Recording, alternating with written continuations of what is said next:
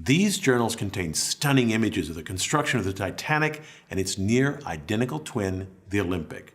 I found these journals at the University of Illinois Library. The journals, written between 1909 and 1911, take me back to a time before the Titanic sunk. They give me a new perspective and let me appreciate the enormity of the scale of the engineering of the Olympic-class ships. So, let me share with you some fascinating details about the Titanic and its twins, the Olympic and Britannic. The story starts here in the Harland and Wolff shipyard in Belfast, Ireland. This large framework, called a gantry, surrounds the ships as they are built. It supports the overhead cranes and scaffolding used by workers as they construct the Olympic and the Titanic. Notice that just beyond the far end of the gantry lies the Belfast harbor. Workers will build the Olympic here on the right, and then 9 months later, before the Olympic is finished, they will start on the left the Titanic. When completed, the Olympic stern, or rear end of the ship, will point toward the harbor. The ship's construction starts with its keel, seen here as a long, dark shape. The keel is the backbone of the ship and gives the ship rigidity. If we look at the keel from the land side, we see the keel blocks that support it. These wooden blocks, typically pine, separate the ship from the slip, the concrete floor of the gantry. Each keel block stands about 5 feet high, so this creates a space under the ship for workers to construct the ship. Workers build the ship outward from the keel. Here they construct the Olympic's double bottom. In pink, we see the framework that separates and supports the two bottoms of the ship. The second bottom is shown in orange. It's made of steel plates and is sometimes called the tank top because the double bottom contains 44 watertight tanks. Most of the tanks carried seawater used as ballast to balance and add weight to the ship, but some carried fresh water. In total, the double bottom carried over 5,000 tons of water, or about 1.5 million gallons. Once they finish the double bottom, workers erect the framing for the hull. From this view, we see the framing for the stern of the ship. It's what a worker would see standing on the tank top from the fore and looking toward the aft of the ship. That's where the harbor is. Looking closer, we see the rib-like structure on the start of the transverse frame of the ship. Workers rivet to this frame the hull, which will form the skin. So far, we've watched the Olympic's construction. In the gantry, that ship sits here in the background. In the foreground lies the keel of its twin, the Titanic. Its construction began 9 months after the Olympic. We see here, attached to the keel, the framework of the Titanic's double bottom. Notice this large, claw-like mechanism lying on the ground, and these three hung from the cranes. These are hydraulic riveters, which workers used to install most of the 3 million rivets on the Titanic. Here we see the almost complete hulls of both the Olympic and Titanic. Work inside the Olympic progresses rapidly. The staterooms are being erected, and plumbing is being fitted throughout the ship. To prepare for the Olympic's launch, workers paint the ship a light gray so it will stand out in black and white photographs, although they repainted the ship black soon after its launch so that it matched previous White Star liners. To ease the slide into the water, the slip was greased with 23 tons of tallow, oil, and soap. And then the order to release the ship was given, the hydraulic triggers were released, and the ship slid into the harbor, reaching a speed of 12.5 knots. Notice that the ship is launched backwards. There are many reasons for this, but among them is that the stern, the rear, is wider than the bow, so it is more buoyant. In a mere 62 seconds after launch, the Olympic was afloat. The moment the ship hit the water is its official launch date, although it was mostly empty. Here it weighs only about 27,000 tons and so rides high in the water. The draft, the vertical distance between the bottom of the ship and the surface of the water, is only 18 feet. After it is completely fitted, it will weigh nearly twice that, 52,000 tons. With that additional weight, the Olympic will drop until the water reaches the border painted on the hull, a draft of about 34 feet. The Olympic cannot move by itself, and so a tugboat tows it to the fitting-out quay where a gigantic crane loads the ship. Here the crane lifts aboard a cylindrical boiler. The final fitting, including attaching the propellers, is done in dry dock. And then, once everything is in place, the Olympic is ready for the sea. 7 months after this launch, the Titanic was launched. I have from this journal a few photos of that event, but keep in mind the Olympic got the big press because it was first. The Titanic only becomes of more interest in retrospect. This photograph shows the twins, the Olympic and Titanic. Although built side by side, this was the last time they were photographed together. Less than a year after the launch of these two giant ships, one suffered a collision that ripped a gaping hole in its side. That ship was, of course, the Olympic. In September of 1911, the Olympic departed the port of Southampton, England, sailing toward the Isle of Wight. The Olympic turned into the Solent Strait and passed a British warship, the HMS Hawke. The Hawke's commander was surprised by the Olympic's wide turn, but he managed to take a safe position behind and to the right of the Olympic. The Hawke then increased its speed to pass the Olympic, but the Olympic's wake sucked the Hawke inward rapidly. The Hawke tore a large hole in the Olympic, and below its waterline, the damage was even greater. The bow of the Hawke was completely smashed in. The Olympic limped back to Southampton, where the holes were temporarily patched with wood before returning to its home dock in Belfast for repairs. The Olympic's sibling also suffered a traumatic blow that caused it to tragically sink. I'm of course talking about the Britannic. The Britannic was the same size and very similar to the Olympic and Titanic. Although intended to be a passenger liner, the ship was drafted into military service in World War I as a hospital ship. While in the Mediterranean, it hit a mine or was struck by a torpedo and sank in less than an hour. Despite these accidents, the Olympic-class ships were great feats of design and workmanship. Just consider the propulsion system of the Titanic. The ship had two sets of reciprocating engines. These engines were fueled by coal, which was stored along the bottom of the ship. Exhaust gases from the boiler discharged through these smokestacks, which are frequently called funnels. Now, they don't look like funnels until you look at them the right way. They're upside-down funnels. This cross-section of the Olympic shows the boilers sitting atop the double bottom. Exhaust from the boilers is funneled up and out of the ship. It's well known that the aftmost funnel on these ships is a dummy. It was built primarily for aesthetic reasons. Although it did not service the boilers, it was used as a ventilation and extraction shaft for the engine and turbine rooms.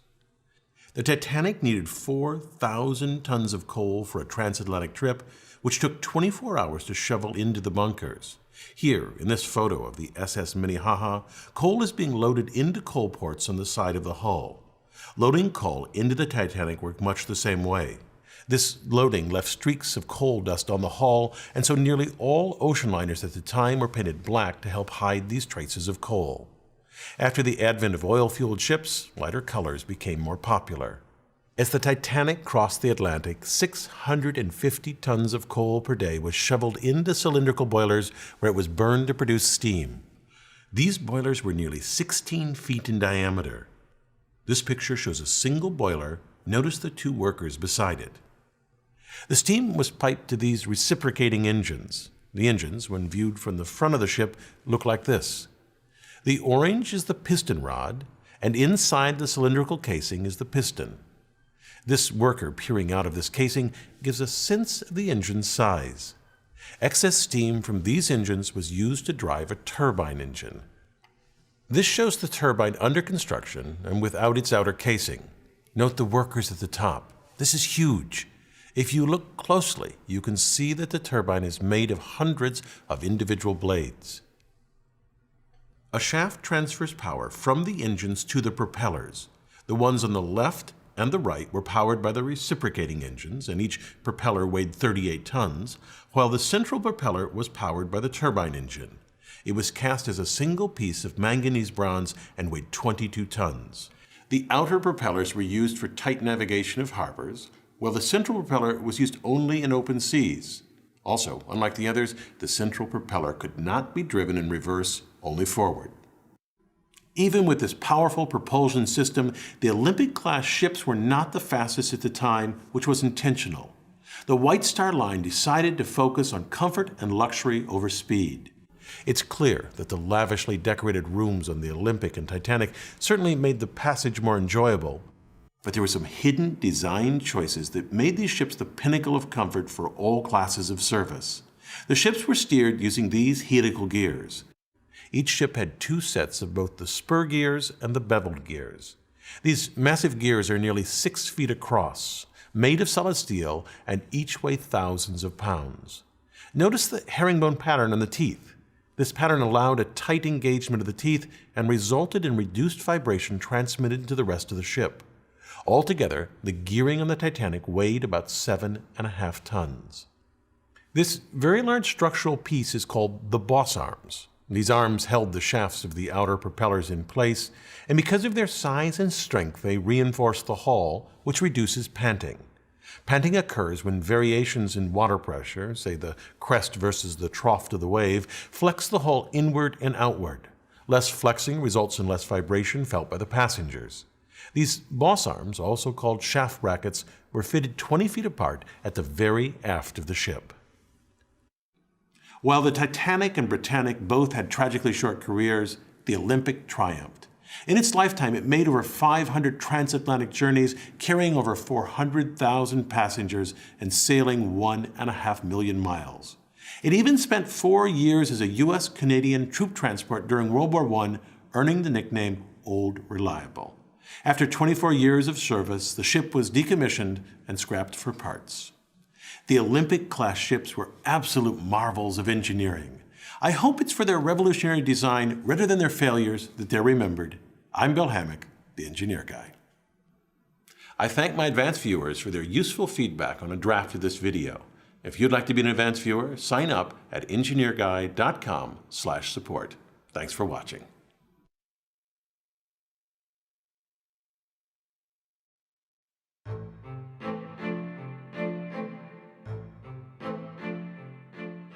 This model shows the largest airship of its time and perhaps the grandest, the most luxurious craft ever to fly. This is the British airship R101, built between 1924 and 1930. It was Britain's answer to Germany's Zeppelin.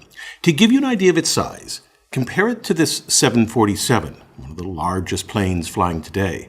This miniature jet is the same scale as the airship model, but the airship is over 500 feet longer. Now, the engineering of this airship fascinates me so much that I wrote a book telling its story. So in this video, I'll draw on the research for that book and use some of the old magazine articles, newspaper clippings, and photos that I've gathered over the last decade to reveal the design choices of the ship's engineers, the daily life of a crew member, and the opulence of the passenger areas. But first, let's look at the grand plan for this airship. It was to fly a regular route from England to India, connecting the countries in 5 days, 10 days faster than by sea. The airship's air rival, the plane, linked London to Karachi, then in India, in 16 days, but with frequent stops to refuel. This airship was one of 2 built by Britain about a decade after the end of the war, when they embarked on an ambitious airship building program. They constructed the airship R101, but also R100, the R stands for rigid, which were to carry 50 passengers at a cost close to that of first class in an ocean liner. One proponent estimated a ticket from Australia to the United Kingdom would cost £10. The British spent over £2 million in the 1920s to create commercial airships. Their competitor was Germany's Graf Zeppelin.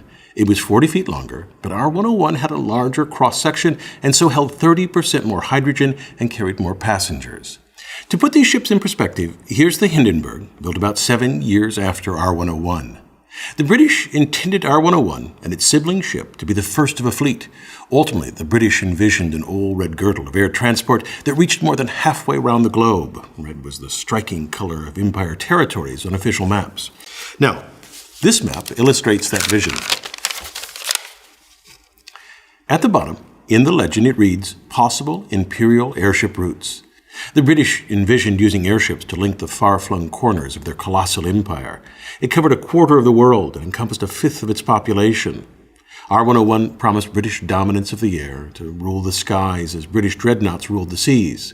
They planned an infrastructure of towers centered on the Royal Airship Works, west to Canada, Halifax, Ottawa, and Quebec, and then south to Cairo, Karachi, at the time in India, Cape Town, Mombasa, and Melbourne in Australia. This vision might seem grand to us today because we often think of lighter-than-air craft as a novelty, a hot air balloon, or the blimps used to cover the Super Bowl, but these are mere shadows of the greatest of all lighter-than-air craft, the airship. Unlike an airship, balloons and blimps are both pressure vessels. Their shape is maintained by the pressure of the lifting gas. In contrast, in an airship like R101, its shape is formed by a metal framework. The metal skeleton houses the hydrogen-filled balloons, called gas bags, that lift the ship. These bags are protected by a cloth cover stretched across the framework. The cloth cover is not, of course, gas-tight. Its purpose instead is to keep wind, rain, and sun from damaging the gas bags. This structure enables an airship to travel faster and have a much larger payload than a blimp or balloon. To construct such a craft required clever engineering in the 1930s, an era before plastics. This is best reflected in the ship's 15 giant gas bags that held over 5 million cubic feet of hydrogen, enough to lift about 170 tons. To construct these gas bags, the engineering staff searched for a material that was impermeable to hydrogen, a small molecule that is notoriously difficult to contain, yet they also needed a material that was lightweight, flexible, yet durable. They investigated rubber and viscose, an early synthetic fabric coated with latex, but when crumpled and inflated, each of these materials cracked and leaked. So they settled for the traditional material used to construct airship gas bags: oxen. More specifically, part of the intestine of an ox. The outside of an ox's intestine is lined with a fine membrane called the cecum, which is thin and flexible, and through which hydrogen seeps only slowly. The grisly work of fabricating the gas bags was done by the women of the Royal Airship Works. In a room reeking of rotting meat, they soaked intestines, scraped away lumps of fat with blunt knives, soaked the skins overnight, and then scraped again, and then glued the pieces into larger and larger sheets, no stitching unlike for zeppelins, until they had enough to wrap around an air-filled form to construct a gas bag. To appreciate the magnitude of their task, consider how many entrails were needed to make a bag. The cecum of an ox is about 30 inches by 6 inches, a little over a square foot, yet one of our 101's gas bags, when spread flat, covers 30,000 square feet, a square about 175 feet on a side. So inside that yellow circle, the tiny dash, is a single cecum. So in total, they glued together for a typical gas bag some 50 or 60,000 entrails to create a double-walled gas bag that held 37,500 cubic feet of hydrogen, yet weighed a mere 30 pounds. Flammable hydrogen to fill these bags seems a poor choice for an airship compared to inert helium. In principle, helium lifts 93% of the weight hefted by hydrogen. You would think that lift would drop by only 7%, which would be a small cost to pay for safety. Yet for a commercial airship, hydrogen is the only choice. It allows a lighter and thus less expensive airship to be built. Here's why. Let's look at the lift of R101 with both hydrogen and helium. A ship like R101 carries about 5 million cubic feet of lifting gas. That's a gross lift of a bit over 177 tons for hydrogen, and for helium, about 93% of that lift, or about 165 tons. But that's for pure hydrogen and pure helium. In practice, the purity is less than 100%, especially for helium, and so you lose several tons, which means helium lifts only about 88% of the amount lifted by hydrogen. Now, let's calculate the amount of payload available. The airship's framework weighs about 113 tons. Next, the essential crew, fuel, and so on needed to operate the airship take up another 44 tons. So, in the case of hydrogen, that leaves 13 tons of payload, lift for passengers, fuel, freight, and so on, the stuff that makes an airship commercial. Well, for helium, that net payload is an astonishing minus 7 tons. That is, the airship could not lift a payload. In fact, in this example, which is typical, they could not even lift the crew and fuel. In addition, helium was tremendously expensive, some 70 times the cost of hydrogen. Typically, helium was captured at gas wells in the United States and shipped to the United Kingdom, while hydrogen was produced on-site from steam. The Royal Airship Works used the Lane process, in which steam was reduced to hydrogen by passing it over metallic iron at a high temperature. Once lifted by the hydrogen, the airship flew at an altitude of about 2,000 feet and at a maximum of about 60 miles per hour. The ship was powered by 5 heavy oil engines housed in cars underneath the airship, 2 in the front, 2 near the middle, and 1 near the tail. Each engine was attended by an engineer. In the rear engine car was Joe Binks. He's on the right here, dressed in his flying suit. For 8 hours at a time, Binks kept the engines in repair as he waited for orders from the control car. The orders were communicated via a dial labeled standby, slow, half throttle, or full throttle. A rotating pointer indicated the proper action. The pointer's rotation was punctuated by a bell. Binks worked under harsh conditions. This illustration from a popular magazine makes it seem roomy, but in reality he couldn't stand at full height. This photo of the car being built makes clear how little room Binks had. The man sitting down shows where Binks could walk, or more often shimmy along the floor to work on the engine. The man in the center stands where the engine will be placed. In this photo, with the engine installed, you can see the narrow space on either side where Banks worked. Imagine working within a few inches from this 650 horsepower monster. It was originally mounted on a locomotive. It filled the car with a sound so deafening that Banks filled his ears with plasticine and cotton to protect his hearing. Yet as amazing as this is, the most stunning moment of his day was getting to and from work. As the airship zipped along at 60+ miles per hour, Joe Banks climbed from the belly of the ship, down a ladder into the car. The propeller spun with such force that its prop wash could lift him parallel to the ground, turning him into a human flag tethered only by his tenuous grip. Not only did the British develop this naval airship, they also created the necessary infrastructure. For example, to land this giant ship, the British developed a mooring tower because they thought ground landing too difficult for an airship of this size, although Germany always used ground landings for its Zeppelins. The ship approached the tower, dragging a cable, which was then hooked to the tower cables in the ground. And then, at the tower's base, steam-powered winches pulled the ship toward the tower. In 15 or 20 minutes, R-101 latched to an arm extending from the tower. And then there was a flurry of activity inside the towerhead as crew secured the ship. The mooring tower could withstand a 30-ton pole at its top. Each of its 4 legs was embedded in a piece of concrete about 12 feet square that extended 6 feet into the ground. The tower offered an easy way to supply the airship with water, fuel, and hydrogen. Huge pumps at the base could lift 5,000 gallons of water per hour and pump fuel at 2,000 gallons per minute from the 10,000-gallon tank buried in the ground near the tower. At the tower, passengers boarded via a flexible bridge. They had a chill-inducing view of the ground 170 feet below. Yet the boarding could be even more thrilling. Wheels on the bottom of the bridge allowed it to revolve around the tower as the ship swung with the wind. Unlike the Zeppelins that preceded it, R-101 had a novel feature. The passengers rode inside the body of the ship, not in a car hung from the ship. They built in an elegant dining room. The cutlery and tableware were blazoned with the Royal Airship Works crest. As passengers dined, the airship steward stood against a wall with his back straight and his chin raised. His appearance was spick and span, said a crew member. He planned and organized the meals. His goal was 7-course meals comparable to those of the best London hotels. A large, brightly lit lounge the size of a tennis court spanned the width of the airship. Its polished wood floor gleamed in the sunlight that spilled through giant windows port and starboard. On this floor, the airship's designers planned for passengers to foxtrot all night as the airship flew to India. At the end of each lounge were the ship's masterstroke, the promenade decks. As passengers relaxed there, they enjoyed a stunning panoramic view of the ground through large glass windows tilted at 45 degrees. Beyond the passenger quarters, R-101 had an unusual feature for an airship, a smoking room, even though the ship carried over 5 million cubic feet of flammable hydrogen. On these delicate gas bags rested many hopes and dreams, yet the ship was not up to the task. The Royal Airship Works technical staff concluded, after studying data from R-101's test flights over the United Kingdom, that the ship didn't have the lift to fly to India. It was too heavy. Partly this was because R-101 deviated from the time-tested principles used in Zeppelins. An airship framework of that era was composed of a series of rings. Zeppelin engineers built strong yet light frameworks from thin, flexible, circular rings, which were then stiffened by radial wires drawn taut. The wires functioned like the spokes of a bicycle wheel. In R-101, the wires were eliminated and the rings were made much thicker. This resulted in a heavier framework. This decreased the amount of lift available for fuel, so much so that on R-101's return trip from India, the technical staff calculated that the ship would not be able to complete the first leg of the 2,800-mile journey from Karachi to Ismailia.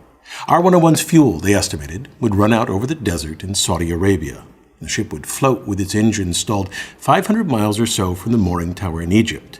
To ensure that such a failure would not occur, the technical staff devised an audacious plan. In this photo, you can see the results of that plan. At the top is the airship in late June, and at the bottom, 6 weeks later, the ship has been lengthened from 735 to 777 feet.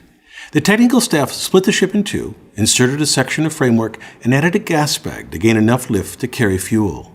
A short time after R-101 was split in two and lengthened, it departed the Royal Airship Works for India. The airship departed the mooring tower on October 4th, a few minutes after 6:30 p.m. Greenwich Mean Time.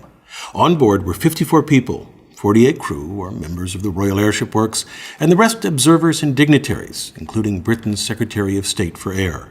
The purpose of this flight was to demonstrate R101's ability to travel to India.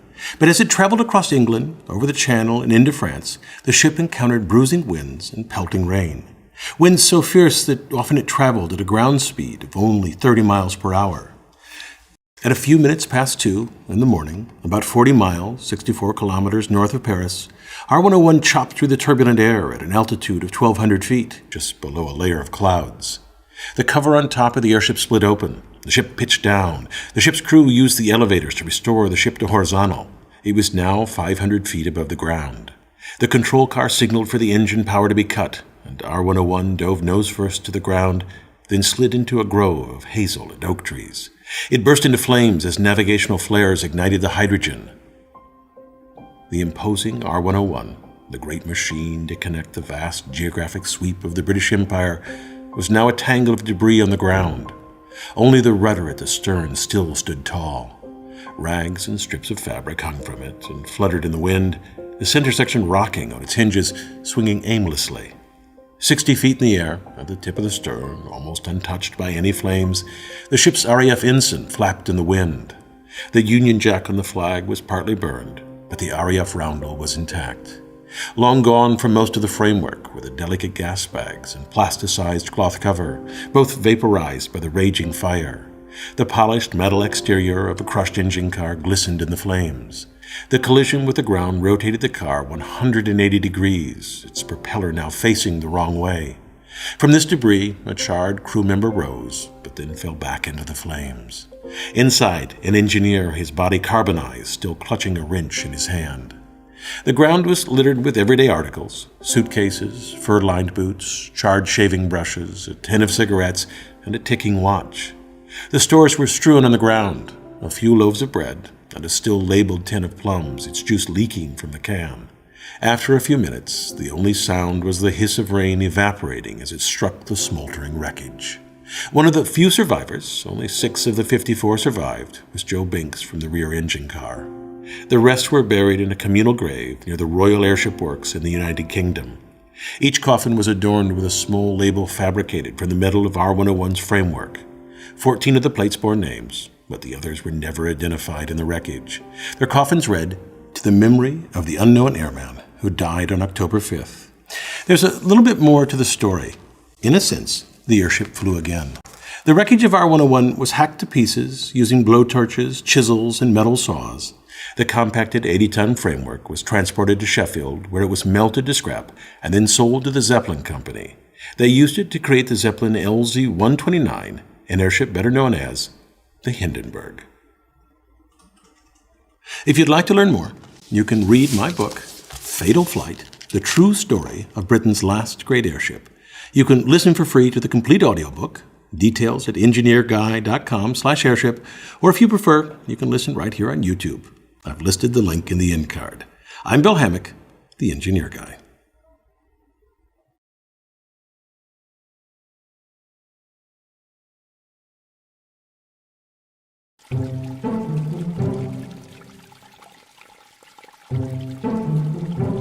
I find this a fascinating object. It's a fiber optic cable for a stereo. If I shine this laser pointer down the cable, it guides the light out the other end.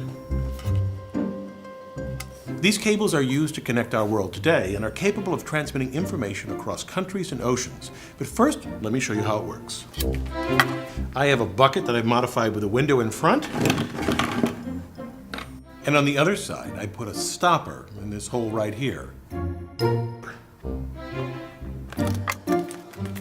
I have a bottle of propylene glycol with just a little bit of creamer in it. A ring stand. And of course, a laser pointer. Now, keep your eye on this plug when I turn out the lights.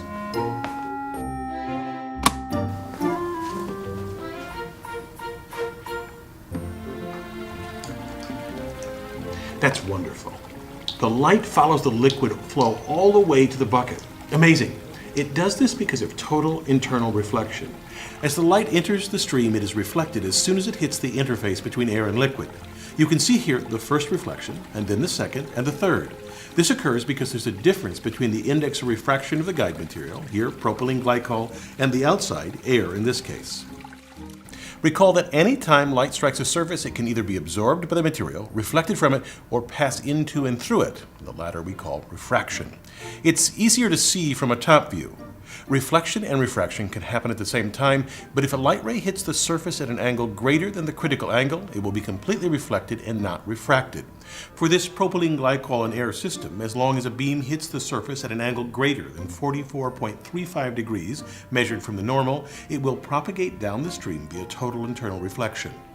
To create this same effect in an optical fiber, engineers create a core of glass, usually pure silicon dioxide, and an outside layer called cladding, which they also typically make from silicon dioxide, but with bits of boron or germanium to decrease its index of refraction. A 1% difference is enough to make a fiber work. To make such a long, thin piece of glass, engineers heat a large glass preform. Its center is the pure core glass and the outside the cladding. They then draw or pull a fiber by winding the melt onto a wheel at speeds up to 1,600 meters per second. Typically, these drawing towers are several stories tall. The height allows the fiber to cool before being wound onto a drum. One of the greatest engineering achievements was the first ocean-spanning fiber optic cable.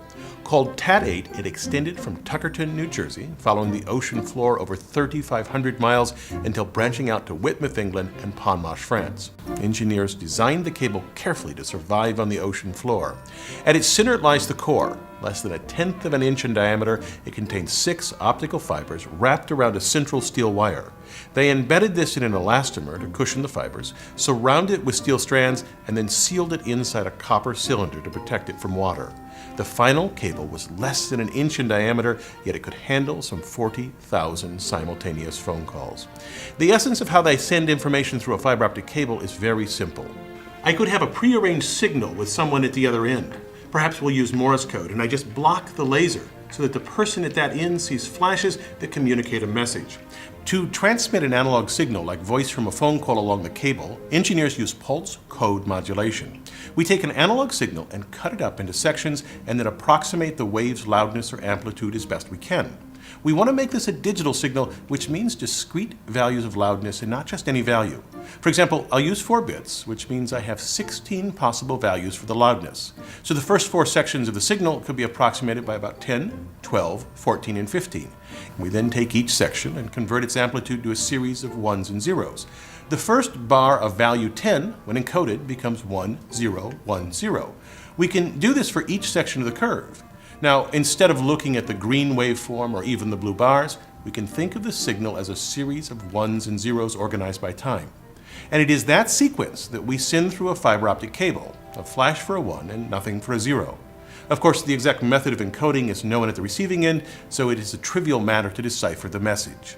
Now, you may be wondering how a laser pulse can travel nearly 4,000 miles across the ocean. It doesn't without some help because the light will escape from the sides of the fibers. Look back at our propylene stream. Here's how the light attenuates as it travels. You can see here a narrow beam in the bucket that broadens a bit when it enters the stream, and then after the first bounce, the beam leaves even broader than it entered.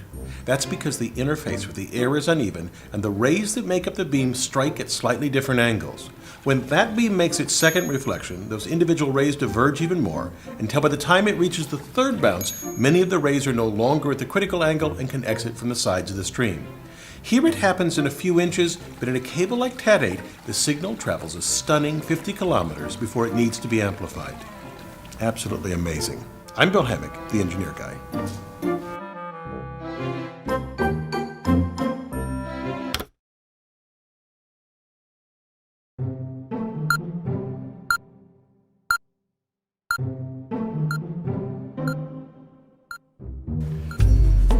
I want to show you the most amazing thing. The world's first commercially available chip-scale atomic clock, Symmetricon CSAC. That's right, this tiny device, about the size of a quarter, is an atomic clock. The most accurate atomic clocks lose about a second over 138 million years. The way that atomic clocks work amazes me. Let me explain how the very first one worked. I'll start with Jello. tap a block of Jell-O and it wiggles back and forth. Just like the swings of a pendulum and a grandfather clock, the oscillations of this Jell-O keep time. Now, Jell-O isn't very good for this, but inside an atomic clock, there's a chunk of quartz of a similar shape that if we tap it, which we do with a jolt of electricity, it will oscillate some 5 million times per second. It keeps time to about 1 second in 90,000 years, a fraction of the accuracy needed for an atomic clock. Quartz loses time because it slows down and needs to be nudged to restore its oscillation. That's where the atomic part of an atomic clock comes into play. We use cesium atoms to control these nudges very accurately. Every time the quartz's oscillations slow down, just the tiniest bit, we give it a tap, an electric jolt at just the right time, so essentially its oscillations never decay. Let me show you how we use cesium to do this. The atoms in pure cesium exist mostly in two slightly different forms, a low energy form and one with just a bit more energy. For an atomic clock, these two states have two properties critical to making a clock. One, they can be separated by a magnet, and two, the lower energy atoms can be converted to the higher energy ones if we bombard cesium with the right radiation. Engineers tie the slowing down of the quartz vibrations to the precise wavelength of the bombarding radiation to create a feedback loop. Let me show you how. In an oven, we heat cesium chloride to create a gaseous stream of cesium ions. The stream contains both the low and high energy ions. We first flow it through a magnet, separating the two types, discarding the high energy ones, allowing the lower energy ions to pass into a chamber. Inside the chamber, we bombard the ions with just the right wavelength radiation to make them jump to higher energy. As these gaseous ions leave the chamber, they pass through another magnet that directs high energy ions toward a detector, this time discarding any lower energy ones. The detector converts the arriving ions to a current. The trick here is to tie that current from the detector to the quartz oscillator. When the quartz's oscillations decay, that is, it slows down a little, then the energy bombarding the cesium ions in the chamber changes and fewer high energy ions exit the chamber, so current decreases or stops. This tells the electronics to zap the quartz oscillator and correct the period of oscillation. It does this by applying the proper voltage that, via the piezoelectric effect, taps the quartz and restores its oscillations, thus creating a clock that loses less than a second over many million years. Our world runs off such accuracy. For example, the Global Positioning System, GPS, requires it. The Global Positioning System consists of 24 satellites orbiting the Earth. A GPS receiver uses the position of 4 of these satellites to locate itself, 1 to correct the time on the receiver, and 3 to locate its position. Here's how it works. A signal is sent to the receiver from the first satellite that contains that satellite's location and the signal's time of departure. The receiver then multiplies the signal's travel time by the speed of light to calculate its distance from the satellite. With one satellite, the receiver knows that it's located on a sphere around that satellite with a radius equal to the calculated distance. So it has the same calculation with a second satellite. The intersection of these two spheres narrows the location to the circumference of a circle. Then with a third satellite, the receiver can reduce the location to a single point. Since signals are traveling at the speed of light, being off by even a millisecond means an error of about 1,000,000 feet or 300 kilometers. But with atomic clock accuracy, the receiver can locate itself to about 3 feet. I'm Bill Hammack, the Engineer Guy. This video is based on a chapter in the book, 8 Amazing Engineering Stories. The chapter features more information about this subject. Learn more about the book at the address below.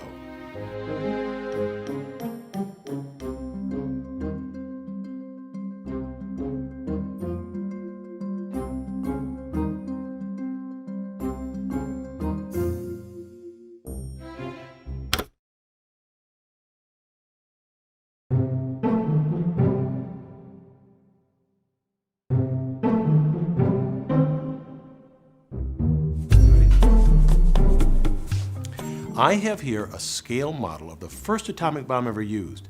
This bomb, which destroyed Hiroshima, contains about 60 kilograms of uranium-235, of which only about 600 grams underwent fission. Enough, though, to generate an explosion equal to more than 13 kilotons of TNT. The bomb's designers divided the amount needed into 2 pieces. At the tip, they placed about 40% of the necessary uranium. They loaded the remaining 60% at the other end. A conventional explosion drove the projectile into the target, initiating the nuclear explosion. Now, the exact details of this bomb remain classified because they could still be used. Although this design involves some brilliant innovation by engineers in the 20th century, the really difficult part is preparing the uranium. This lies at the heart of all efforts to stop the spread of nuclear weapons. The key problem? Separating two nearly identical variants of the element uranium. Natural uranium occurs as a metal ore, and it contains primarily two isotopes. Most uranium is U-238. U-235, however, can easily sustain a chain reaction that releases tremendous energy, whereas the more common U-238 will not. Most elements are stable, so that when bombarded with neutrons, they simply absorb them and decay later, or they require very high-energy neutrons, but bombarding U-235 with low-energy neutrons causes its nucleus to split.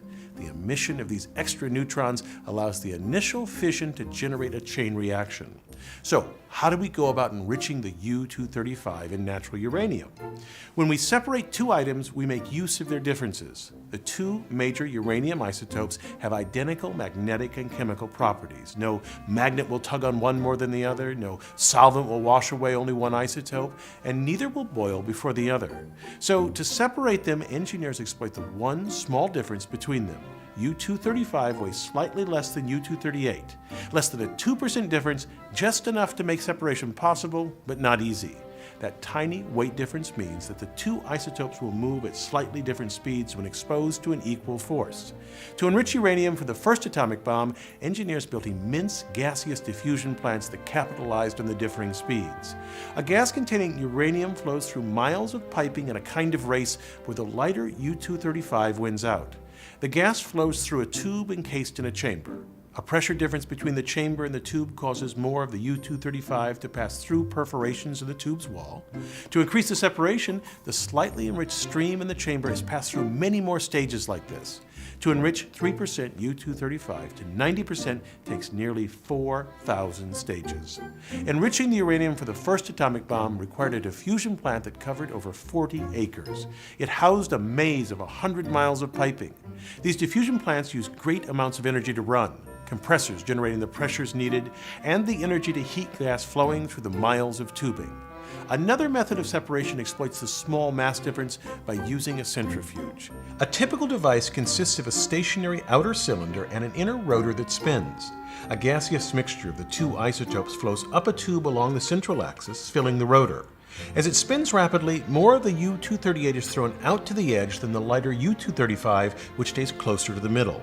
The enriched stream can be removed from the rotor and sent to another centrifuge to be separated even more. The amount of separation is exaggerated here. In an actual centrifuge, the amount of enrichment is a fraction of a percent, so a typical plant might have 60,000 centrifuges to enrich natural uranium to 30% U-235. Such a plant uses 4% the energy of a gaseous diffusion plant. Even though this is a much more efficient process, the precision that the rotors need to be manufactured with makes them very difficult to engineer. The smallest defect, and the rotor spins itself to pieces. That's lucky for us, otherwise we might have nuclear devices right next to our microwave ovens. I'm Bill Hammack, the Engineer Guy.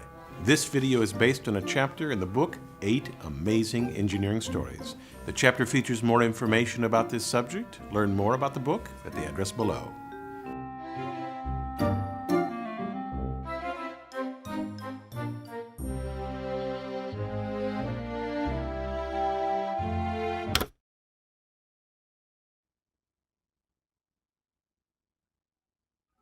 This toy has fascinated me since childhood. To me, its motion is almost hypnotic. Here's how it operates. Wet the bird's beak thoroughly with room temperature water. The opaque container makes it look chilled, but it isn't. Then stand it upright. It'll take a few seconds for it to start drinking. Notice that all of the action right now takes place in the stem here. As I speed up the action, you see liquid rising and the bird rocking back and forth. If I return to normal speed, you can see the bird slowly, very, very slowly, rock forward until it takes a drink, which it will do again and again. In this video, I'll detail the bird's clever engineering design, explain how it uses thermodynamics, and link its action to some of the greatest and most impactful devices created by engineers. This toy has a long history, but its current incarnation is due to Miles V. Sullivan, a scientist at Bell Labs. He's specialized in methods of manufacturing semiconductors, but as a sideline, invented toys. It's reported that this bird delighted U.S. President Herbert Hoover, an engineer who failed to figure out how it worked, And it also defeated the great scientist Albert Einstein, who spent 3.5 months studying it. It's reported that he refused to take the bird apart. With the benefit of hindsight, let's start by exploring how it works and examining the key engineering design aspects. First, let's ask, is the water ornamental or essential? At first, the bird acts just as if the water were still there. Now let's speed up the motion. You see at 15 minutes it's still drinking, at 30 minutes still drinking, 45 minutes still drinking, 60 minutes still drinking, 75 minutes still drinking, and 5 or 10 minutes later, at 8 or 85 minutes, it takes its last drink. The liquid still rises a bit, but it never rises enough to make the bird tip over, which shows that the motion is not perpetual. As long as there's water, the bird keeps drinking. Let's look inside the bird to get an idea of how it works. Underneath the bird's hat, beak, and fabric covering lies a glass bulb, smaller than the bulb at the base and also rounder. Now, watch as I put a few drops of isopropyl alcohol on the top bulb to cool it. The liquid rapidly rises to the head. This changes the bird's center of gravity so that it will tilt forward. The head now fills with liquid, and then, there, it drinks. It becomes upright, and the liquid drains from the head. Liquid rises again to the head, and the bird drinks again. This cycle repeats until all of the isopropyl alcohol on the bird's head evaporates. Why does the liquid rise? The place to begin is with the bird's manufacture. The bird is filled through this tap, a small pipe built into the head with methylene chloride dyed red, which is then frozen, a vacuum applied to evacuate the air, the tap sealed, and of course later hidden by the bird's hat. And then the methylene chloride melts. It turns to liquid, and then some of it evaporates, turns into vapor. The key to the bird's operation is that the vapor in the head and in the base are separated by the liquid in the base. It's hard to see, but a tube extends into the base, nearly reaching the bottom. This separates the vapor in the base and the vapor in the tube and, of course, the head. So at rest, the pressure in these two spaces are equal, but when the bird's beak is wet, the temperature falls, and as I'll explain in a moment, the pressure in the head drops below that in the base and the liquid rises. Of course, this liquid in the head causes the bird to tilt forward to drink, and when it drinks, the vapor in the head and the base are connected. The pressures nearly equalize. A slug of vapor rises to the top, and some liquid drains from the head, and then the cycle repeats. To see the pressure equalize, I'll slow down the bird as I tilt it forward. Right now the head is half full.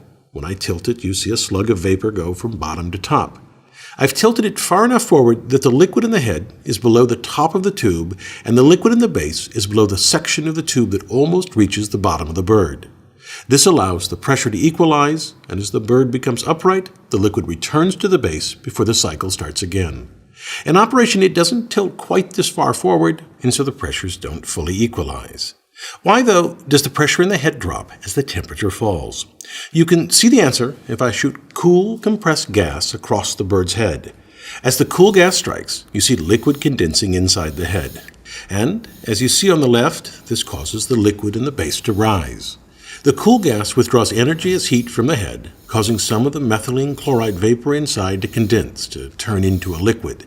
This decreases dramatically the amount of vapor in the head. Liquid is 1,000 times more dense than vapor. This in turn lowers the pressure in the head and causes the liquid to rise. I used compressed gas to cool the head because I can control the amount of cooling. The bird, though, cools its head by drinking. The head is wrapped in fabric that absorbs water. As I put drops on its beak, you can see the water beads up at first, then saturates the fabric and spreads rapidly across the bird's face. On the right side, you can see it creeping to the back of the head. If I now turn the bird around, you can see that the water has spread to the back. As I continue adding drops on the beak, the saturated area on the back increases. When this water evaporates into the air, it removes energy from the bulb as heat. You feel this effect every time you step out of the shower. The evaporating water withdraws energy as heat and chills you. This evaporation, this withdrawal of heat, lowers the temperature and begins the condensation of the vapor, which starts the cycle, as I showed you with a cool, compressed gas. As long as the head is wet and heat is withdrawn from it, the bird will always drink. But if we were to operate the bird in humid air, it would slow down because little water would evaporate. And if the air were at 100% humidity, the bird would stop because no water would evaporate at all.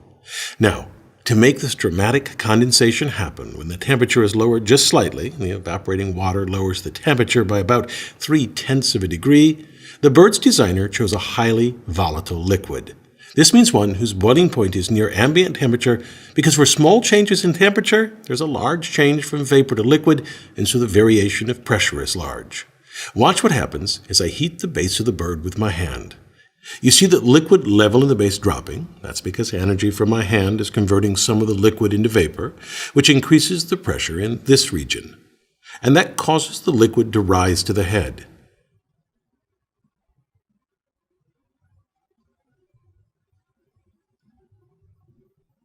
Eventually, I heat the vapor so much that it shoots up the stem.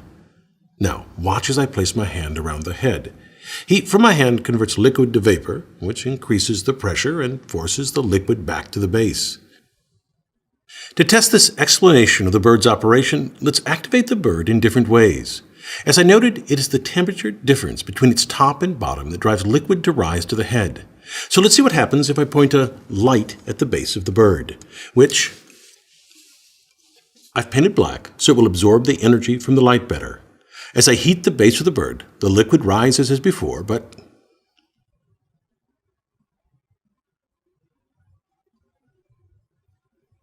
the bird tips backwards.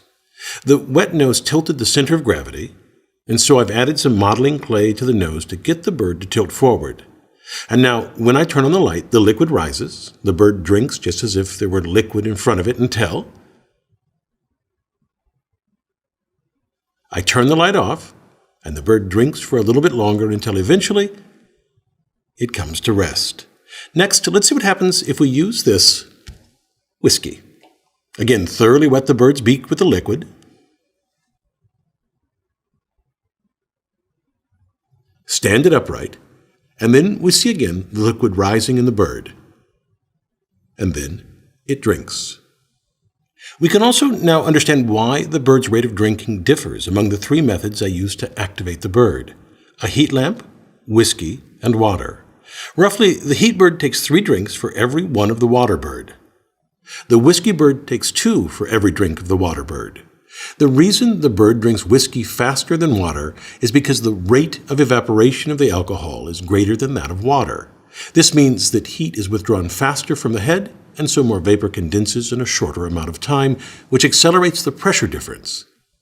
The heat lamp causes the greatest difference of all, which highlights how an engineer thinks about this bird. To an engineer, this bird is a heat engine. A heat engine turns heat differences into work, mechanical motion.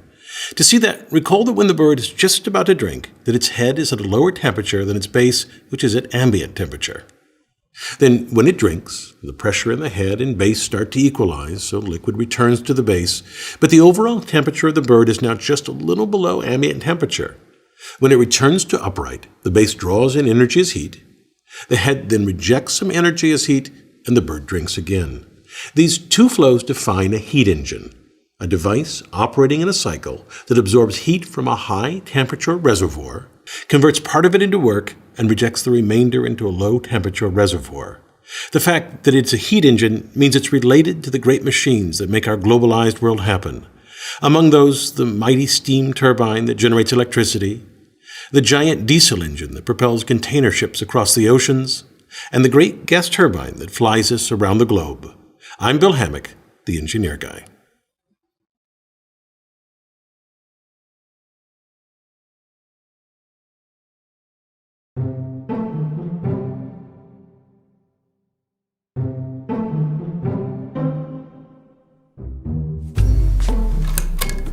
Now, most of us believe that after Thomas Edison or Joseph Swan, if you're British, invented the light bulb in the 1870s, it took off as a useful everyday object and revolutionized modern lighting.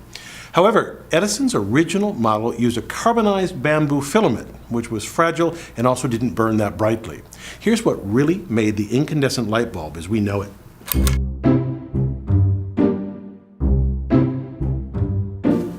It's the fabulous engineering that went into creating the tungsten filaments that we see in today's bulbs. Tungsten's perfect because its high melting point allows it to run at high temperatures. The higher the temperature, the more visible light emitted. The filament seems a simple thing, but let me show you how amazing it is. If we zoom in a bit, you can see it's a coil, not just a straight wire. But if we look even closer, we can see it's a coil within a coil. The filament starts as a wire 20 inches long and about 2/1000 of an inch in diameter.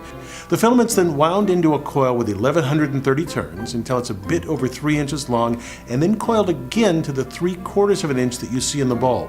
That's the coiled I showed you. Now obviously the coils enable more wire to glow, but also internal reflections within the coil can double the intensity of the light emitted. Now as an engineer, what amazes me is the ductility needed to make these coils. Let me show you what I mean by ductile.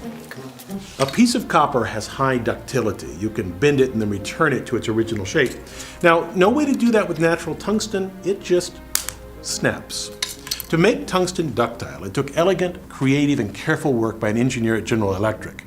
William Coolidge developed a process for taking tungsten powder and making it into wire. Just to give you an idea of the difficulty, here's an abbreviated list of the steps. 1. Apply great pressure to turn tungsten powder into a fragile bar. 2. Heat it to 1300 degrees Celsius and then cool it with water. 3. Pass a current through the tungsten while heating it to 3200 degrees Celsius and then cool again. 4. Heat yet again to 1500 degrees Celsius, but this time while flowing hydrogen over it. 5. Pass it through a series of dies to cold work it and then hammer it. And then the 6th and final step, heat it and then reduce the temperature gradually while drawing it into a 1 millimeter diameter wire. Now I know that's a lot to take in, but take note that Coolidge used empirical observations, intuitions, and past knowledge, not purely scientific knowledge of tungsten. One last thing. For the filament to last at high temperatures, no oxygen must contact it. Look what happens if I turn on the filament without the glass envelope.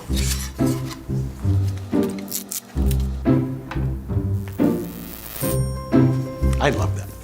Now, if you take a close look at the tungsten, it's now black. That's tungsten oxide. To keep oxygen away from the filament, the earliest bulbs simply had a vacuum. Today we fill them with argon gas. It insulates the filament and keeps it from evaporating, thus allowing for even higher temperatures. Although the days of the incandescent light bulb are numbered, with newer and more efficient compact fluorescents and LEDs on the market, I find that these old light bulbs, like many old technologies, illustrate wonderfully creative engineering and problem solving. I'm Bill Hammack, the Engineer Guy.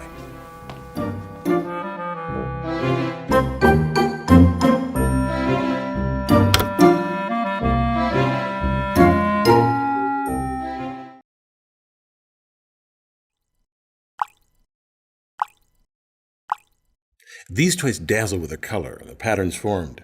To create their beautiful displays, all rely on the formation of droplets. Droplets, especially controlling the size of droplets, is of enormous technological importance. The mist from an asthma inhaler, the paint sprayed on cars, or the fuel entering the cylinder of a car's engine. To understand how engineers control drop size, let's start with this toy, which shows the essentials of drop formation. In it, a narrow stream of liquid called a jet flows from the opening and then becomes circular as it flows toward the bottom of the toy. As you can see here, the droplets are typically the same size. This toy motivates the key scientific question, why does a droplet form at all? Why doesn't a jet go on forever without breaking up? To answer that question, I've put a small hole in this cup and we'll fill it with a 50-50 mixture by volume of water and glycerol dyed green. Glycerol is highly viscous, meaning informally that it's a thick liquid, so it will slow the flow and the formation of drops. You see a smooth jet exits, but as it travels further from the cup, the stream gets fuzzy, which you can see better in close-up. Let's slow this to see what occurs. You see the smooth jet at the top, then as the stream descends, droplets forming, the fuzziness earlier. Notice that just as the liquid exits, it forms a uniform cylinder, but as it descends, the cylinder's sides wobble, which increases in intensity so that bulges form and disappear until this instability, this wobble, slices the jet into drops. The instability is caused by a liquid's tendency to minimize its surface area, a tendency toward the most thermodynamically stable state. For this jetting liquid, that would be a sphere rather than a cylinder. The surface area to volume ratio of a sphere is double that of an optimized cylinder with the same radius. The instability forms quickly. Look at the liquid exiting the cup. I said it was uniform, but you can now see that the wobbling begins soon after exiting. The flickering is that wobble, seen better if I zoom in and add guidelines. Why, though, doesn't the cylindrical jet immediately become a sphere? That's because the minimization of the surface area competes with another tendency, inertia. To see that, look at one of the bulges that forms and disappears. These are, of course, failed attempts by the liquid to form a sphere. Notice what must happen for a sphere, a droplet, to form. Some liquid must travel in the opposite direction of the stream's flow. But this flow is opposed by inertia, as defined by Newton's first law. An object at rest stays at rest, and an object in motion stays in motion with the same speed and in the same direction unless acted on by an unbalanced force. So the flowing liquid keeps moving downward, pulled by gravity, until the minimization of surface area forces some liquid to move up by creating these bulges. Upward flow occurs because at the ends of the bulge, where the stream is constricted, the pressure is higher than in the middle, so liquid flows toward the middle. Although these bulges are large here, recall that wobbling near the top. Each wobble moves a bit of liquid up, increasing as the stream descends, until eventually, as we see at the bottom of the stream, the surface area wins and droplets form. The wobble observed at the top of the stream suggests how engineers can create precisely sized drops. To create a stream with uniform drops that appear immediately, we need to vibrate the stream at a frequency near that of the wobble. Watch the stream again. Notice that the drops form near the bottom of the screen. Near the cup, no drops form. But if I repeatedly tap the side of the cup, drops form soon after the stream exits the cup. Here's a clever engineering application of this method to produce drops. It's the inkjet printers used to code packaging. On the bottom of this almond can is a sell-by date. On the ibuprofen, an expiration date. Under the cap of the soda, a code used perhaps in a contest. And on this cleaner, a serial number. These codes were printed by industrial-strength inkjet printers that throw ink up to an inch as products move by at speeds up to 2,000 feet per minute. These industrial printers, known as continuous inkjets or CIJs, create precision droplets using tapping to break a jet into droplets. Ink from a reservoir is pumped through a nozzle. The nozzle sprays a jet of ink onto a surface, a box or a container. The jet's so powerful that the printer can print in any direction, from the top as I showed earlier, or horizontally as shown here. The letters or images created are composed of dots of ink. To generate these droplets, an oscillator plate, a piezoelectric crystal, vibrates the nozzle. This is akin to tapping the cup to break a jet into droplets. I've shown the stream breaking into uniform droplets, but in practice, some small droplets called satellites also form. To select the right size droplets, the droplets are charged by electrodes and pass through high-voltage plates. The larger droplets are more highly charged, so deflect more than the smaller droplets. These satellites are collected and recycled into the ink supply.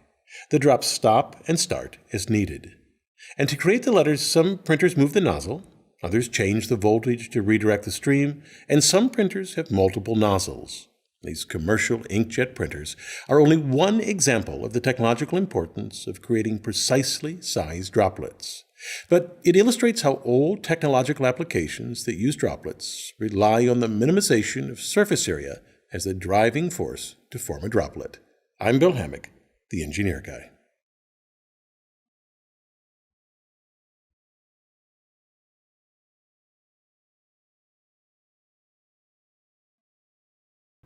The engineering in this, a modern disposable diaper, stuns me. It's a triumph of polymer science. A super-absorbent polymer soaks up urine, but that's only part of the story. Its brilliant engineering lies in the creation of interlinked mechanisms that operate on different timescales. They whisk urine from a baby's skin and distribute it to the diaper's superabsorbent, which traps the urine. Let's work our way from the outside in.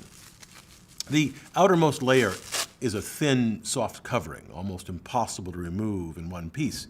It's there for the parent's comfort. It feels like cloth, but it's made from plastic. The next layer is a barrier sheet. Typically, it's polyethylene, the same stuff used in plastic grocery bags.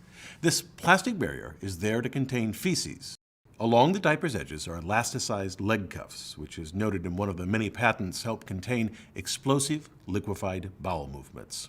So containing solids is simple, but where the diaper excels, where its engineering astonishes me, is its handling of urine. To sweep it away from a baby's skin and to keep it away is the task of the diaper's 3 inner layers. The top sheet rests on the child's skin. Bonded to it is the surge layer, called in the industry the acquisition distribution layer, and then the absorbent core. A cross-section of the diaper shows the relative thickness of these three inner layers. The top sheet is very thin, the surge layer a little thicker, and the absorbent core the thickest. Each has a different function. The top sheet's behavior surprises me. Most liquid goes right through the mesh, but when I gently place a drop of liquid on the top sheet, it beads up. I've been able to get it to stay there 6 hours. I'd expect the top sheet to be highly absorbent, to soak up water, but the fibers in the top sheet, the part touching the child's skin, repel water. Well, at first counterintuitive, this action is central to keeping a child dry. Urine passes through the holes of the top sheet, which is made from polypropylene, because it strikes the top sheet at over 6 miles per hour. Once through the top sheet, its water repellence helps prevent the stagnant pool of evacuated urine from flowing back onto the child's skin. As I insult the diaper, the liquid passes through the top sheet and enters the surge layer, which swells rapidly. Watch as that layer distributes this localized insult throughout the length of the diaper. As the surge layer empties, the absorbent core swells. To whisk the liquid from the top sheet to the absorbent core, the surge layer uses capillary action. You can see that with this device. As I fill it, the blue liquid climbs up each of the capillary tubes. Most absorbent material uses this action. For example, the threads of a washcloth form channels throughout the fabric. By capillary action, liquid climbs into these channels. Note, it isn't the fibers that absorb the liquid, but the spaces or channels between the fibers. In an absorptive material, the size of the channels determine how much liquid is moved and how fast. Notice here that the smallest diameter tube moves liquid farther than the largest diameter tube, but of course the smaller tube moves a smaller volume of liquid. The channels in the surge layer are arranged like these 4 tubes.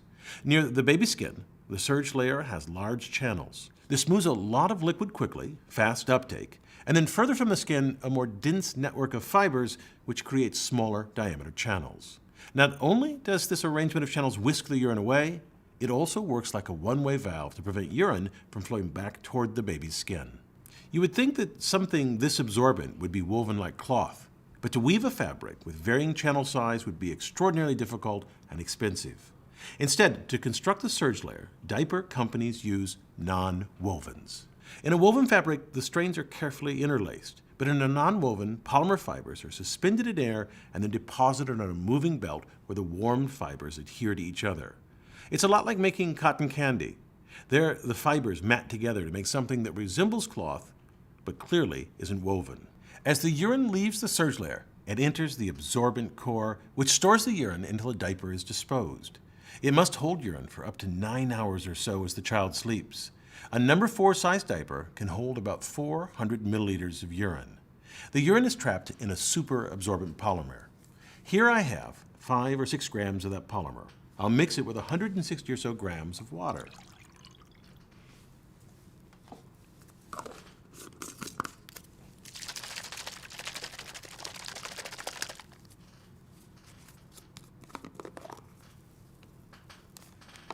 As the polymer absorbs the water, it swells and turns into a gel.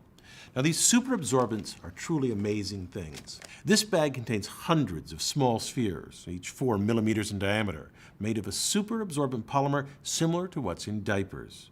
Watch what happens as I set a single sphere in a watch glass and cover it with colored water. Over 4 hours, it soaks up the water and grows.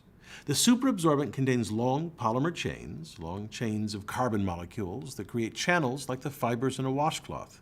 These channels between the polymer chains absorb the water by capillary action.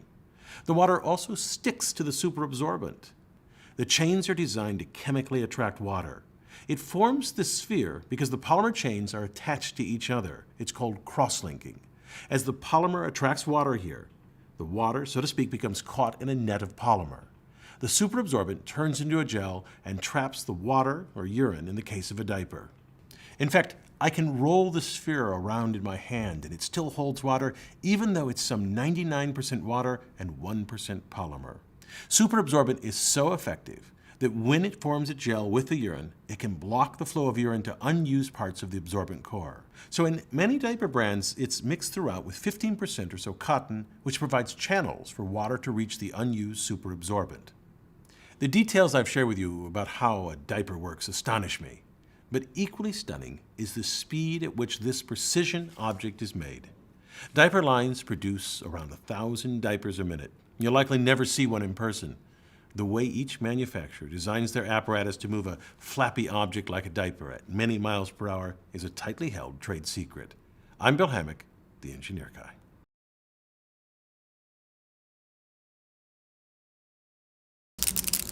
Click pins. You click them on, you click them off. How do they work? And what creates that distinctive click? There are many types of click-to-write pens. A simple latch mechanism locks this ink cartridge in place. It's released by pressing a button. And in this pen, an angled tooth cam locks or releases the ink cartridge. And here, a triangular cam that tilts from side to side to lock and release the cartridge. In this video, I detail the operation of this pen, a Parker Jotter introduced in 1954. It's one of the first retractable pens. Now listen carefully and you'll notice that it emits 4 clicks. A click when I push the button, a second click when I release it, and then when I push the button to retract the ink cartridge, a third click, and release, a fourth click. To understand why these clicks occur, let's look inside. The pen's barrel houses an ink cartridge with a ballpoint tip, 2 springs, one at the top and one at the bottom, and a plastic tube which is press-fit inside the metal barrel of the pen so that it's fixed in place. Inside that tube is where all the action happens. A Parker Pen Company patent describes the 3 parts that produce the pen's click: the cam body, the tubular plunger, and the stop members. The cam body is affixed to the top of the replaceable ink cartridge. During operation, this cam body rotates and slides up and down. The tubular plunger does not rotate. It only slides up and down. The stop members are shown as separate pieces here, but keep in mind they're part of the press-fit plastic tube and so never move. The pen can be in either of 2 positions: the retracted non-writing position where the tip of the cartridge is inside the barrel, or in the extended writing position where the cartridge's tip projects from the barrel. To see how the plunger, cam body, and stop members interact, I've broken the cam movements into 8 steps. First, push the button to drive the plunger and the cam body down the barrel until the top of the cam body drops below the fixed stop members. Second, remember that the spring at the bottom of the pen pushes the cam body up and so keeps it in contact with the plunger. That axial spring force shoves the cam body up the barrel, but also rotates the cam body because it mates with the plunger at an angle. The cam body rotates 45 degrees until it strikes the surface of the plunger. That very fast motion creates the first click. Third, I release the button and a spring between the plastic tube and the lip of the plunger forces it to the top of the pen. When the tips of the plunger's fingers clear the cam body rotates another 45 degrees until it strikes the blue stop members. That's the second click of the pen. Fourth, I release the button completely, and now the cam body remains locked in place. It cannot rotate nor move upward, and so the pen is ready to write. To retract the pen, I press the button to drive the plunger into the cam body and to push it past the stop members. The cam body rotates until it strikes the plunger. That's the third click. I release the button so the top spring forces the plunger upward. When the plunger fingers clear the cam body, it slides and rotates 45 degrees until it strikes into the stop members. That's the fourth click. Once the button is completely released, stop members slot into the cam body so that when the plunger moves up, the cam body moves with it to retract the ink cartridge. In extending and retracting the ink cartridge, the cam body rotates 45 degrees 4 times, or 180 degrees total. The cam body has 180-degree rotational symmetry, so that the next extend-retract cycle repeats the same sequence of steps. This particular model of pen has sold over 750 million units since its debut. It took a team of 66 people to design this pen. And although it's a mechanical marvel, the Parker Company worried that this retractable ballpoint ink pen would damage their reputation. Parker pens were fountain pens. And so the company left off their iconic arrow clip. But within 4 years, the pen earned its arrow and inspired other pen makers to design click and lock mechanisms, all different to avoid patent infringement. The clicking of a pen demonstrates how a single engineering problem can have many engineering solutions, ranging from robust to cost-efficient to unique. I'm Bill Hammack, the Engineer Guy.